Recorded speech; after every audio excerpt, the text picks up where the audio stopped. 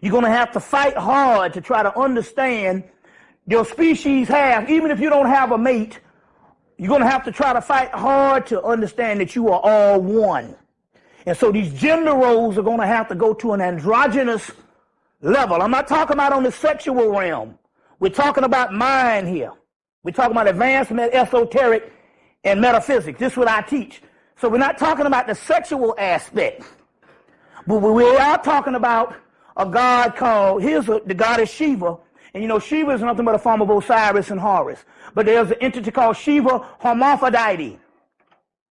So we're talking about, and they show pictures of the male and female Shiva with one breast, and on one side is a female and one side is a male. Well, that's nothing but his mate, Shakti or Parvati, when they make a sacred union through heterosexual sex, but they come together in unison as one entity. So you're going to have to, in order for you to become whole, you're going to have to take, if you're a male, you're going to have to take search for your female counterpart within you. And if you are a female, you're going to have to search for your masculine counterpart, which is in you, because all of these are expressions of the goddess. Individually, we have to, within ourselves, come into balance with our masculine side and our feminine side. We have to come into balance, on an individual basis. And then the next level is to come into partnership with someone who has also come into balance with their masculine and their feminine side, you see. And when you connect up, with that other person, what you've created is a double cycle of balance, you see.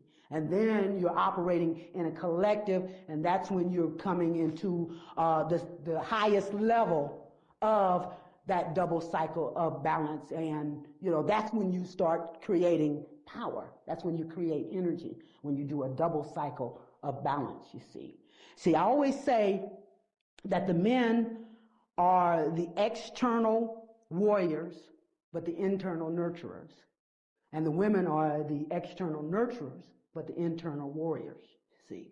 So we have it in us, to do that, you see. We have it in us to come into balance, and then as we come into balance with what we call our twin souls. And the reason why we call them our twin souls, and this is somebody that you've had many lifetimes, building up your love with many lifetimes, and that's your spiritual mate. And at this time, it's time to culminate that love, you see. And it's just the twin souls. And the reason they call them twin souls is because they have to come together in equal measure, see, in equal strength, and that's how they come into harmony and in a balance, you see. So these twin souls coming together, individually or overall represents the fulfillment, you see.